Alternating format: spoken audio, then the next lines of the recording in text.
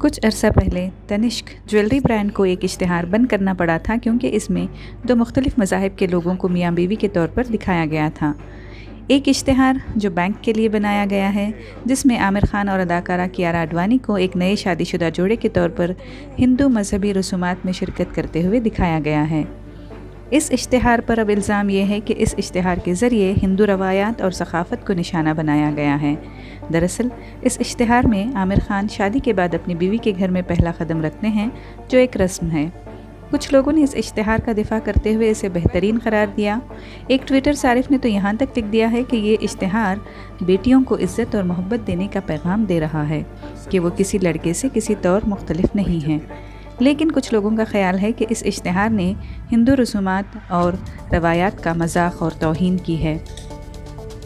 Reports के मुताबिक मध्य प्रदेश रियासत के वज़ीर दाखिला निरोत्तम मिश्रा ने कहा कि उन्होंने एक शिकायत मौसूल होने के बाद ये इश्तिहार देखा और दरख्वास्त की है कि इंडियन रवायात को जहन में रखते हुए अदाकार ऐसे इश्तिहारात में काम ना किया करें।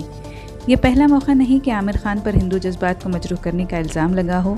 उनकी फ़िल्म लाल सिंह चड्ढा को हाल ही में ऑनलाइन बाइकआउट मुहिम का सामना करना पड़ा था और मध्य प्रदेश रियासत के वज़ीर दाखिला निरोत्तम मिश्रा भी अक्सर बॉलीवुड को मशवरे देने और तंबीह करने की वजह से सुर्खियों में रहते हैं।